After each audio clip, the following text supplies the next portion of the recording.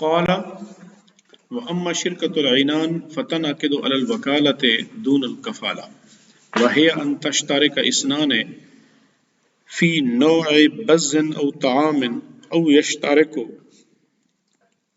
يشترك في عموم التجارات ولا يذكران الكفالة۔ جہاں تک شرکت عنان کی بات ہے تو یہ شرکت عنان منعقد ہوتی ہے وکالت کے اوپر، نہ کہ کفالت کے اوپر۔ بات چل رہی تھی اس سے پہلے شرکت مفاوضہ کی، تو شرکت مفاوضہ میں بتایا گیا تھا کہ شرکت مفاوضہ وکالت اور کفالت دونوں پر منعقد ہوتی ہے۔ اس سے مراد یہ ہوتا تھا کہ آپس میں جو شریک ہوتے ہیں وہ ایک دوسرے کے کفیل بھی ہوتے ہیں، وکیل بھی ہوتے ہیں، لیکن یہاں پر وہ بات کر رہے ہیں کہ یہ صرف وکالت پہ ہوتی ہے، کفالت پر منعقد نہیں ہوتی۔ یعنی شرکاء ایک دوسرے کے وکیل تو ہوں گے لیکن ایک دوسرے کے کفیل نہیں ہوں گے، ضامن نہیں ہوں گے، تصرف کر سکتے ہیں لیکن وہ اس کے ضامن نہیں ہوں گے۔ اور وہی اور یہ کیا ہے کہ دو لوگ آپس میں مشترک ہو جائیں کس چیز کے اندر، کسی خاص نوعیت کو کپڑا ہے اس کے اندر یا کھانے کے اندر یا کوئی اور چیز، مطلب انہوں نے مثال کے طور پر یہ دو چیزیں ذکر کر دیں۔ بز کہتے ہیں کوئی ایک خاص کپڑا ہے، کپڑے کی قسم ہے، یا دونوں شریک ہو جائیں فی عموم التجارات، جو عام تجارات ہوتے ہیں اس کے اندر آپس میں شرکت اختیار کر لیتے ہیں، ولا یذکران الکفالہ، اور اس کے اندر وہ کفالت کا تذکرہ بھی نہیں کرتے، تو بھی شرکت ہو جائے گی، کیونکہ کفالت کے اوپر وہ منعقد ہی نہیں ہوتی، اس لیے اس کا ذکر کرنا نہ کرنا برابر ہے۔ وَإِنْ عَقَدُهُ عَلَى الْوَكَالَةِ لِتَحَقُّقِ مَقْصُودِهِ، شرکت کا عقد کا منعقد ہونا وکالت پر اس لیے ہے کہ تحقق کے مقصود ہی چونکہ اس کا مقصود متحقق ہو جاتا ہے۔ دیکھیں مقصود جو شرکت سے ہوتا ہے وہ ہوتا ہے کسی دوسرے کے مال میں تصرف کرنا، ایک شریک دوسرے کے مال میں تصرف کرتا ہے، تو اس لیے وہ کہتے ہیں چونکہ اور یہ کام وکالت سے ہو جاتا ہے۔ وکالت بھی تو یہی ہوتی ہے کہ آپ کسی دوسرے کے امر میں کیا کرتے ہیں، آپ مداخلت کرتے ہیں اور تصرف کرتے ہیں، کما بینا، جس طرح کہ ہم نے بیان کر دیا۔ ولا ينعقد على الکفالہ، اور یہ شرکت عنان منعقد نہیں ہوتی کفالت پر، کیوں؟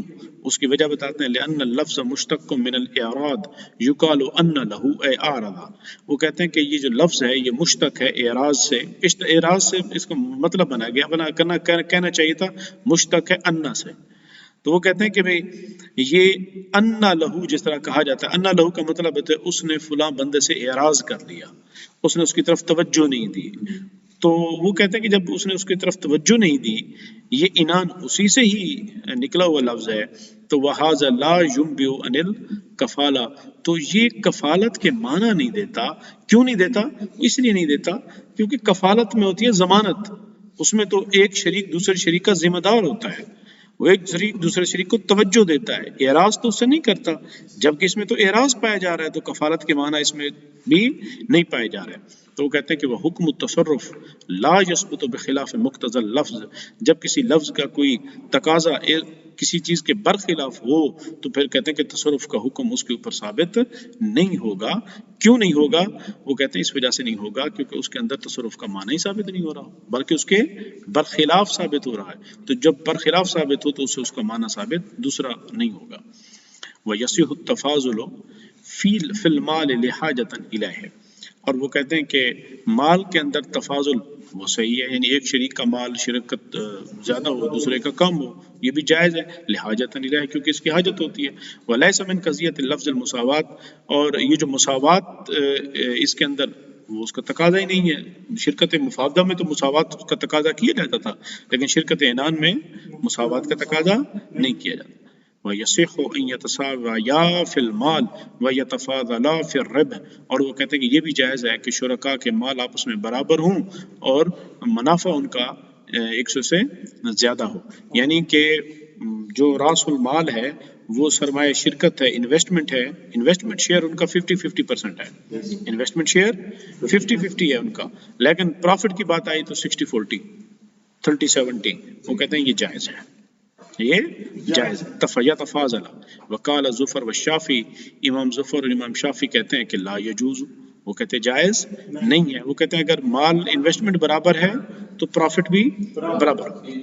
زیادہ قاعدہ ہے وہ ایکٹیو اور سلیپی وہ آگے ہم دیکھتے ہیں، وہ آگے آئے گا، اس کی بات آئے گی. ابھی ہم ذرا اس کو دلائل کو ساتھ دیکھ لیں. لأن التفاضل، امام شافی کیا کہتے ہیں، ان کی امام ظفر اور امام شافی وہ کہتے ہیں لأن التفاضل فیہ یؤدی الی ربح ما لم یضمن. وہ کہتے ہیں کہ جو تفاضل ہے وہ کس کی طرف لے کے جاتا ہے، ربح ما لم یضمن. کیونکہ ایک آدمی کا انویسٹمنٹ شیئر تھا 50%، اس کا مطلب ہے تو 50% کے نقصان کا ذمہ دار ہے، تو پروفٹ اس کو 60% کس خوشی میں آپ دیں گے؟ تو 50 کے بدلے 50 ہو جائے گا، جو اضافی 10% ہے وہ تو ہو جائے گا سود.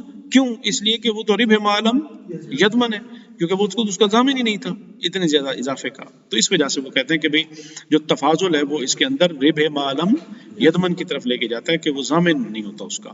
فإن المال، بے شک جو مال ہوتا ہے، اذا کان نصفین، جب وہ مال آدھا آدھا ہو شرکا کا، ورب ہو اسلاس، اور اس کے اندر ایک آدمی کا 1 ثلث ہو دوسرے کا 2 ثلث پرافٹ ہو، فصاحب الزیادۃ یستحقها بلا ضمان، تو جس کا زیادہ آپ نے پرافٹ رکھا تھا وہ بلا ضمان زیادہ کا مستحق ہو جاتا ہے.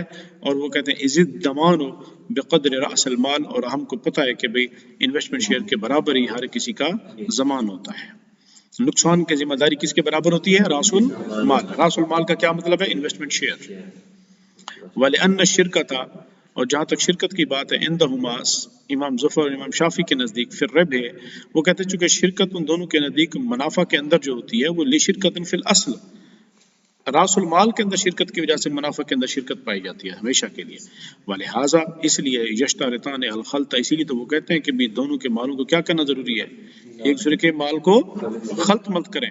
فصار ربح المال بمنزلۃ نماء الاعیان، تو پس مال کا جو منافع کا جو مال ہے وہ کیا ہو جائے گا، وہ ایسے ہی ہو جائے گا جس طرح کہ گویا ان کا اصلی مال اضافہ ہوا ہے. تو اصلی مال کو جب تقسیم کیا جائے گا تو کیسے تقسیم کیا جائے گا؟ فیستحق بقدر الملک فی الاصل، تو وہ اپنی اصل کے اندر ملکیت کے مقدار کے برابر مستحق ہوں گے. بات سمجھ آ گئی؟ تو یہ کن کی دلیل تھی؟ امام شافعی اور امام ظفر کی دلیل تھی. ولنا، اب صاحب ہدایت کہتے ہیں کہ جی ہماری دلیل کیا ہے. ولنا قولہ علیہ الصلوۃ والسلام صلی اللہ علیہ وسلم، سرکار کا فرمان ہے کہ الربح علی ما شارطہ والودیۃ علی قدر المالین، یا علی قدر المال. وہ کہتے ہیں کہ جہاں تک منافع کی بات ہے تو منافع ہوگا جس پر انہوں نے آپس میں شرط رکھی ہوگی، اور نقصان ہوگا ان کے انویسٹمنٹ شیئر کے اوپر. ولم یفصل، یا ولم یفصل، اور اس کی انہوں نے کوئی تفصیل بھی بیان نہیں کی. یعنی سرکار نے یہ نہیں فرمایا کہ جی ان کا جو سرمایہ ہوگا وہ برابر برابر ہوگا، یا تفاضل ہوگا، یا منافع تفاضل ہوگا، یا منافع برابر ہوگا. یہ بات ہی نہیں کی، اس کی تفصیل ہی نہیں تھی. اگر یہ اتنی بات اہم ہوتی تو کم سے کم حضور اس کی تفصیل بھی بیان فرما دیتے. لأن الربا كما يستحق بالمال لأن الربا كما يستحق بالمال يستحق بالعمل. وہ کہتے ہیں جہاں تک ربا جو منافع ہے، جب جس طرح اس کا مال کے ساتھ مستحق بنا جاتا ہے، بالکل اسی طرح عمل کے ذریعے بھی اس کا مستحق بنا جاتا ہے. کیسے؟ کما فی المداربت ہے، چونکہ مداربت کے اندر جو مدارب ہوتا ہے اس کا مال تو نہیں ہوتا، لیکن مدارب منافع میں شریک ہوتا ہے. تو کس بیس پہ شریک ہوتا ہے؟ عمل کی بنیاد پہ شریک ہوتا ہے. تو اسی لیے احناف کہہ رہے ہیں کہ جناب یہ عمل کے ذریعے بھی ایک آدمی زیادہ منافع کا حقدار ہو سکتا ہے. کہ دیکھیں مثال کے طور پر اگر 60% رکھا ہے اور اس کا پرافٹ ہے 60% اور اس کا انویسٹمنٹ شیئر ہے 50%، تو کہتے ہیں 50 کے مقابلے پہ 50 آ گیا، وہ مال کے مقابلے پہ آ گیا. اضافی جو 10% ہے وہ کس کے مقابلے پہ آ گیا؟ وہ کام بھی تو کر رہا ہے، وہ زیادہ ذہین بھی ہو سکتا ہے، وہ زیادہ تجربہ کار بھی ہو سکتا ہے، زیادہ اچھا کام کرے گا، تو اس کے مقابلے پہ اضافی اس کا 10% آئے گا. یہی بات آگے وہ کہتے ہیں وَقَدْ يَكُونُ أَحَدُهُمَا، اور دونوں شریکوں میں سے کوئی ایک کبھی ایسا بھی ہوتا ہے کہ أَحْزَكَ وَأَحْدَى وَأَكْثَرَ عَمَلًا وَأَقْوَى، وہ زیادہ ذہین ہوتا ہے، وہ زیادہ اس کو پتہ ہوتا ہے کہ کام کیسے کرنا ہے، اور وہ زیادہ کام کرنے والا بھی ہوتا ہے، وہ بعض اوقات زیادہ کبھی طاقتور بھی ہوتا ہے. اور فَلَا يَرْضَى بِالْمَسَاوَاتِ، پھر وہ کیا ہوگا؟ وہ مساوات پہ راضی نہیں. وہ کہے گا کہ بھائی دیکھ تجھے تو تجربہ بھی نہیں، تجھے تجربہ بھی نہیں، تو بھی 50% پرافٹ لے، میرا تجربہ ہے، میں کام بھی زیادہ کروں گا، میری جان پہچان بھی زیادہ ہوگی، میں تو سارے اپنے لنک استعمال کروں گا، تو پھر میں بھی تیرے ساتھ بڑا پرافٹ لوں، تو بھائی میں تو کام ہی نہیں کروں گا. تو اگر کام کرنا ہے تو پھر مجھے زیادہ چاہیے. تو کہتے ہیں یہ تو فطری سی بات ہے. احناف کہتے ہیں فمست الحاجت الی التفاضل، تو یہ حاجت کس طرف لے کے جائے گی؟ تفاضل کی طرف لے کے جائے گی. اور دوسرے کو سیکریفائز کرنا پڑے گا. بخلاف اشتراط جمی، پھر کہا گیا کہ جی پھر وہ سارا کا سارا منافع ہی تو مانگ سکتا ہے. اس کا جواب دیا گیا، وہ کہتے ہیں بخلاف اشتراط جمی الربح لأحدہما، کہ بھئی بخلاف اس کے کہ سارے کے سارے منافع کی شرط جو ہے وہ کسی ایک کے لیے لگا دی جائے، ایسا نہیں ہوگا. کیوں؟ لأنه يخرج العقد به من الشرکت، کیونکہ اس سے عقد جو ہے وہ شرکت ہی ختم ہو جاتا ہے. ومن المداربت ایضا، مداربت سے بھی وہ عقد کیا ہو جاتا ہے؟ نکل جاتا ہے کہ سارا کا سارا اگر اسی کے لیے شرط لگا دی جائے تو یہ کیا بن جائے گا؟ الی قرض، کس کی طرف نکل جائے گا؟ قرض کی طرف. کب؟ باشتراطہ للعامل، اگر آپ یہ کہیں کہ سارا کا سارا منافع کام کرنے والے کا ہوگا تو دوسرے شریک کا جو پیسہ دیا ہے اس نے، اس کا پیسہ تو پھر قرضہ بن گیا نا. پھر ہم کیا کہیں گے؟ وہ کہیں گے نہیں جی اسٹل بھی یہ شراکت ہے. تو پھر ہم کہتے ہیں کہ العبرۃ فی العقود للمقاصد والمعانی لا للالفاظ والمبانی کا قاعدہ آئے گا. قاعدہ یہ کہتا ہے کہ بھی بھلے آپ اس کو شراکت کہتے رہیں، شریعت اس کو شراکت نہیں مانے گی، شریعت اس کو قرض ہی کہے گی، کیونکہ عقود کے اندر اعتبار الفاظ کا نہیں ہوتا، مقصد اور معانی کا ہوتا ہے. کہ بھی جب سارا منافع ہی وہ دوسرا پارٹی لے رہے تھے، اس کا ایسے ہی مطلب ہے جیسے اس نے اس سے قرض لے کر اس کا خود کما رہا ہے اور اس کو واپسی اس کا پیسہ دے دے گا. بات سمجھ آ گئی؟ تو اس لیے وہ کہتے ہیں یہ قرض بن جائے گا. او الی بداعۃ باشتراطہ رب المال، اور اگر سارا کا سارا منافع رب المال کے لیے ہو جائے تو بالکل ایسے ہی ہوگا جس سے مضارب بیچارے نے مفت میں کام کیا. مضارب نے مفت پہ کام کیا، اس کو ملا ہی کچھ نہیں، اور یہ جائز نہیں ہے. وہذا العقد یشبہ المضاربۃ ایضا، اور وہ اب احناف کیا کہتے ہیں؟ احناف کہتے ہیں دیکھیں یہ شرکت ایک طرف تو شرکت ہے، دوسری طرف سے اس کے اندر مضاربت کا معنی بھی پایا جاتا ہے. وہ کیسے؟ وہ کہتے ہیں من حیث انہ یعمل فی مال شریک، کیونکہ جب وہ شراکت کرے گا، فیصلے لے گا، تو مال شریک کے بھی تو فیصلے لے گا نا، تو کام تو کرے گا. ویشبہ الشرکۃ اسما وعملا، اور یہ شرکت بھی ہے عملی طور پہ بھی اور نام کے طور پہ بھی. فإنہما یعملان، پس یہ دونوں کے دونوں کیا کرتے ہیں؟ کام کرتے ہیں. فعملنا بشبہ المضاربۃ، تو ہم نے مضاربہ کے مشابہت کرتے ہوئے ہم نے یہ کہا کہ اس کا اضافی منافع کیا ہوگا؟ جائز. وقلنا، اور ہم نے کہا یصح اشتراط الربح من غیر ضمان، تو اس وجہ سے اشتراط ربح من غیر ضمان کیا ہو جائے گا؟ صحیح ہو جائے گا. ویشبہ الشرکۃ، اور شرکت کے بھی مشابہ ہے. حتی لا یبطل باشتراط العمل علیہما، حتیٰ کہ یہ دونوں کے اوپر کام کرنے کی شرکت کے ساتھ بھی یہ باطل، شرط لگانے سے باطل نہیں ہوگی. یعنی کہ دونوں کے دونوں شریک کام کریں گے، یہ شرط اگر لگا دی جائے تو شرکت باطل نہیں ہوگی. قال یجوز ان یعقدها کل واحد منہما ببعض مالہ دون البعض، وہ کہتے ہیں یہ بھی جائز ہے کہ ان میں سے ہر ایک اپنے کچھ مال کے اندر کیا کرے؟ شرکت کرے، کچھ مال میں شرکت نہ کرے. اگر ایک آدمی کے پاس 10 لاکھ ہے، وہ کہتا ہے کہ میں صرف 5 لاکھ میں شرکت کرتا ہوں، 5 لاکھ میرا اپنا ہے، میں کسی اور کام پہ لگاتا ہوں، وہ لگایا بھی ٹھیک ہے، نہ کر. لأن المساوات فی المال لیس بشرط فیہ، چونکہ مال کے اندر مساوات شرکت عنان کے اندر کی شرط نہیں رکھی جاتی. اذ اللفظ لا یقتضی ہے، چونکہ لفظ عنان اس کا تقاضا ہی نہیں کرتا. کالا، اچھا عنان کا ایک اور بھی معنی بیان کیا گیا ہے، اور وہ ہے گھوڑے کی لگام، چونکہ لگاموں کی دونوں زینے جو ہوتی ہیں برابر نہیں ہوتی، اسی وجہ سے. ولا یصح الا بما بینا، اور وہ کہتے ہیں کہ یہ شرکت عنان جائز نہیں ہوتی مگر ان چیزوں کے ساتھ ہوتی ہے جو ہم نے بیان کر دی مفاوضہ میں. وہ ان کی بات ہوئی، یعنی کہ دراہم، دینار اور انہی اور فلوس ان کے ساتھ ہو سکتی ہے، اور عروض کے ساتھ نہیں ہو سکتی. وہ پیچھے ہم اختلاف اس کا پڑھا ہے.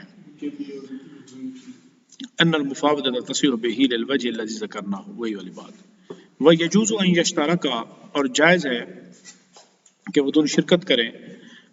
ومن جہت احدہما دنانیر ومن الاخر دراہم، وہ کہتے ہیں کہ بھی اس انداز میں وہ شرکت کرتے ہیں کہ ایک کے پاس دینار ہوں اور دوسرے کے پاس درہم. وقضا من احدہما دراہم بید ومن الاخر سود، تو وہ کہتے ہیں ایک کے پاس سفید دراہم ہوں اور دوسرے کے پاس کالے یعنی کھوٹے دراہم ہوں، تو بھی وہ کہتے ہیں کہ بھی ان دونوں کے درمیان شراکت ہو جائے گی. یہ احناف کا نزدیک ہے. وقال ظفر والشافعی لا يجوز، کیوں؟ وہذا بناء علی اشتراط الخلط، وہ کہتے تھے ایک دوسرے کے مال کو کیا کرنا ہے؟ مکس. دراہم اور دینار آپس میں مکس نہیں ہو سکتے چونکہ مختلف جنس کے ہیں. بات میں آ گئی. اسی طرح دراہم سفید اور کھرے اور کھوٹے نہیں ہو سکتے. وعدم فإن عندهما شرط، چونکہ ان کے نزدیک وہ کیا ہے شرط ہے. ولا يتحقق ذلك في مختلفي الجنس وسنبين من بعد ان شاء اللہ تعالی. وہ کہتے ہیں آگے اس کو آگے چل کے ہم اس کو بیان کریں گے. قال وما اشتراه كل واحد منهما للشرکت طولب بثمنه دون الاخر. اور شرکاء میں سے جو چیز بھی خریدے گا قیمت کا مطالبہ صرف اسی سے کیا جائے گا، دوسرے سے قیمت کا مطالبہ نہیں کیا جائے گا چونکہ وہ ضامن نہیں ہے اس کا.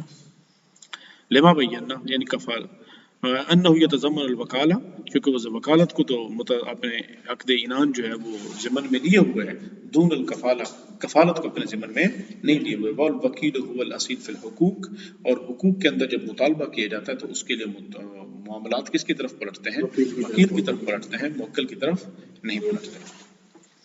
قال ثم یرجع الی شریکہ، پھر وہ کہتے ہیں کہ بھی وہ رجوع کرے گا اپنے شریک کی طرف بحصت ہی من ہو، کیونکہ اس نے چیز خریدی تھی اپنے پیسوں سے.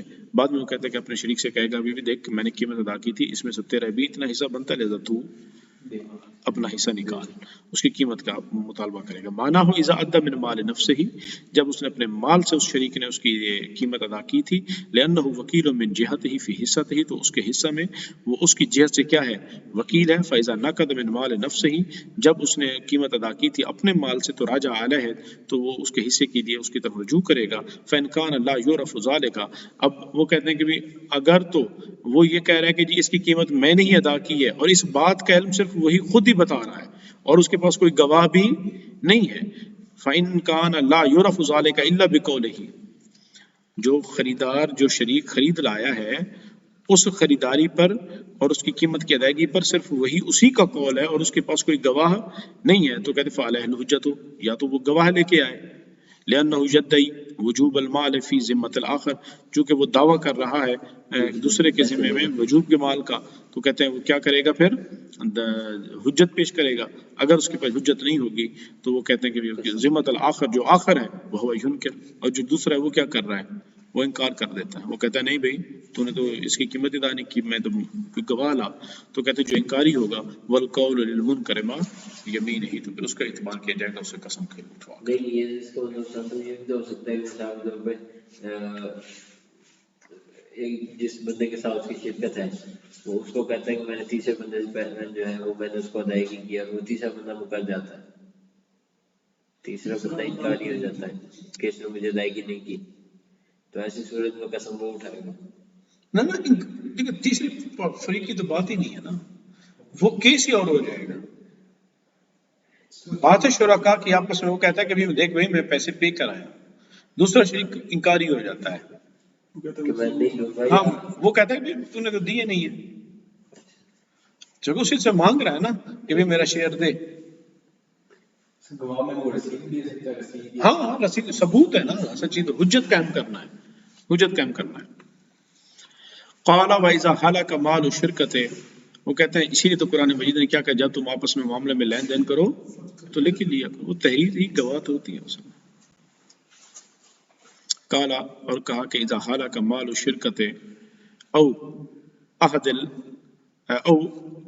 احد المالین، اچھا وہ کہتے ہیں جب شرکت کا پورا مال ہی ہلاک ہو جائے یا دونوں میں سے کسی ایک کا مال ہلاک ہو جائے، قبل ان یشتری شیئا، اس سے قبل کہ وہ کبھی اس کوئی چیز اس سے خریدیں یا خریداری کریں، باطلت شرکت، تو شرکت ہی باطل ہو جائے گی.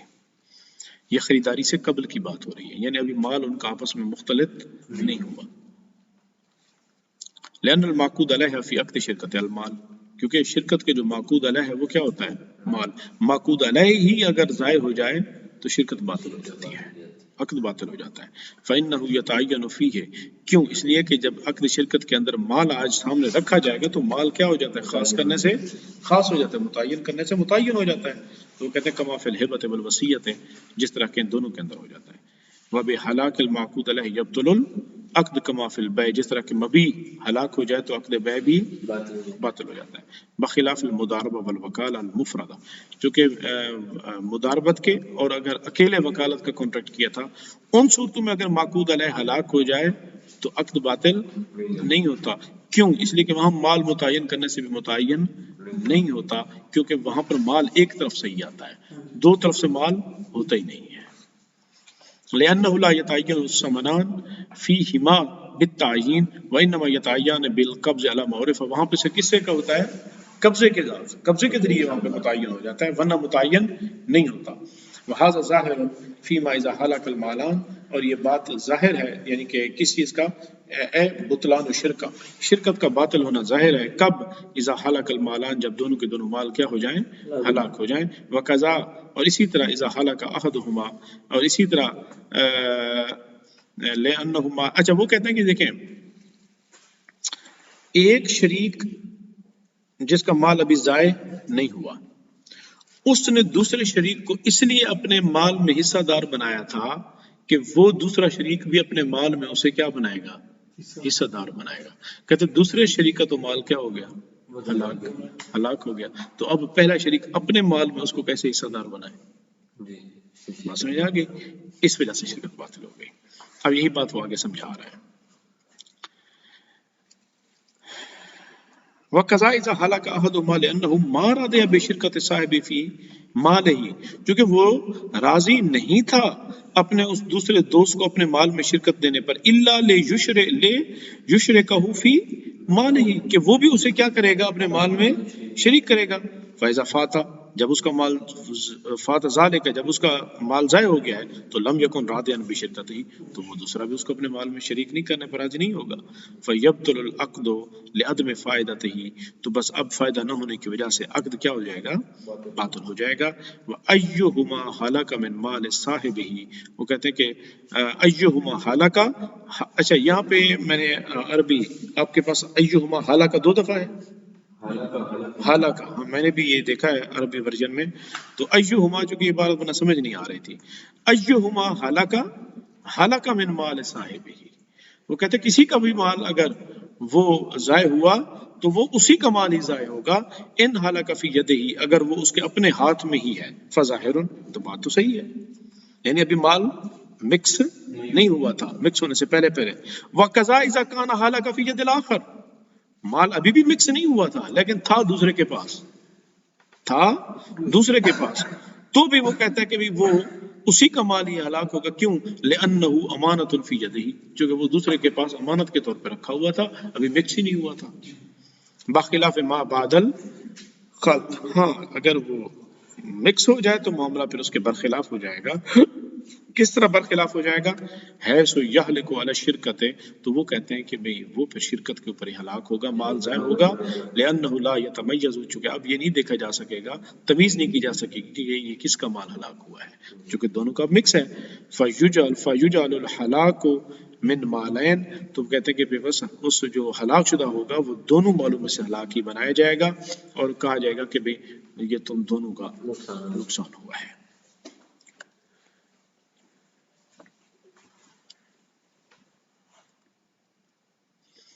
وَإِنْ اشْتَرَى أَحَدُهُمَا بِمَالِهِ، اور اگر دونوں شریکوں میں سے کسی نے اپنے مال کے ساتھ کوئی چیز خریدی، وَحَلَكَ مَالُ الْآخَرِ قَبْلَ الشِّرَاءِ، اور دوسرے کا مال کیا ہو گیا؟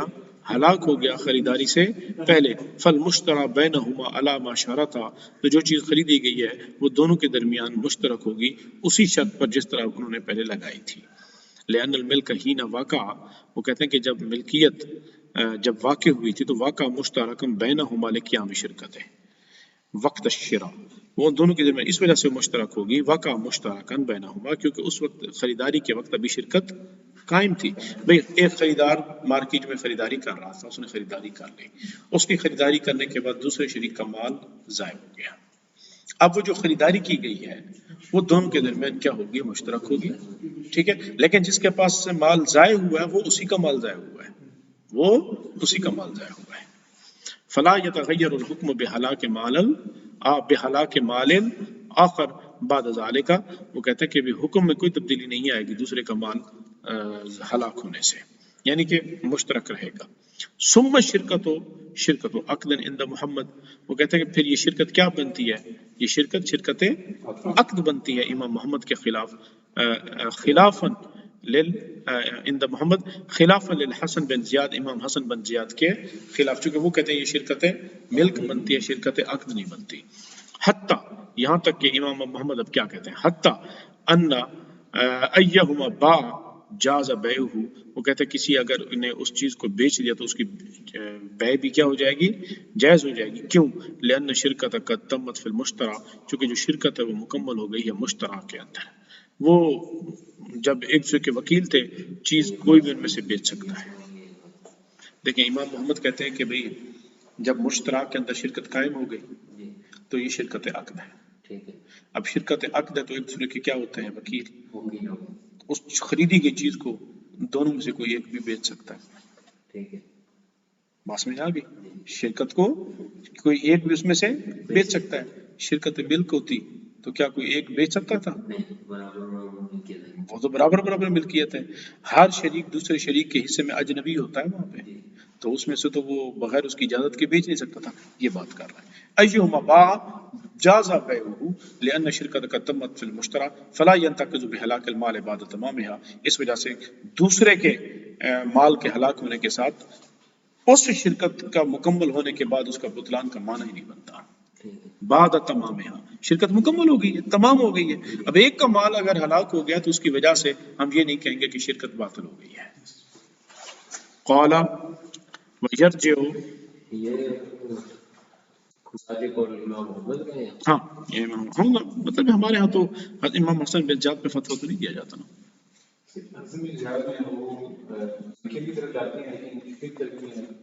سوری ہاں وہ کہتے ہیں کہ ہم شرکت یہ دیکھیں کیا کہتے ہیں کہ بھی حاشیہ نمبر 12 خلافا للحسن بن زیاد فإنها شرکت ملک عنده حتى لا ينفذ بيع أحدهما إلا في نصيبه ووجهه لأن شرکت العقد باطلت بحلاک المال. وہ کہتے ہیں شرکت عقد مال ہی ہلاک ہو گیا تو شرکت عقد کہاں پہ رہی؟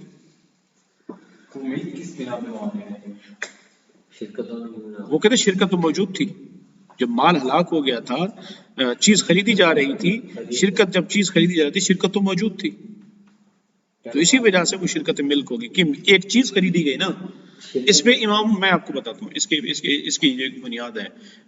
امام شامی رحمۃ اللہ علیہ کہتے ہیں کہ جو شرکت عقد ہے نا اس کی بنیاد شرکت الملک ہے.